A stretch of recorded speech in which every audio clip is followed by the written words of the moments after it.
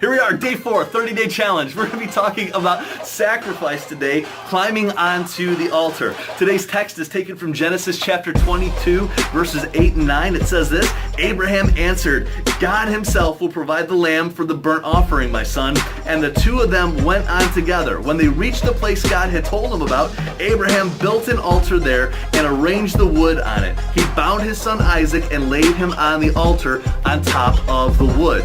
Now, Isaac was at least 17 years old when he climbed to the mountain with his 117-year-old father.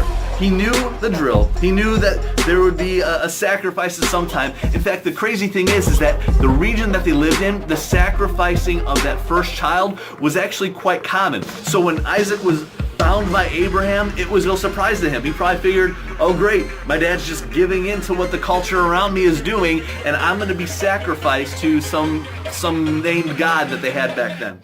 So when Isaac was willing to lay down on that wood, it was a direct symbolism of what Jesus Christ did for you and I. He willingly put himself on the wooden cross as a sacrifice for our sin. So basically, all the love that Isaac had for Abraham, he did it because he loved him. He loved his father. Now, often when we think about this, we think that this is Abraham willing to give up his one and only son, and this is love, and this is God, how God demonstrated his love for us by giving up Jesus Christ, his one and only son. But there's another side to this as well. Sometimes I find that we can relate to Isaac as well, because Isaac was giving up something too. Isaac was willing to give up his life, just the same way that Jesus Christ gave up his life for us. So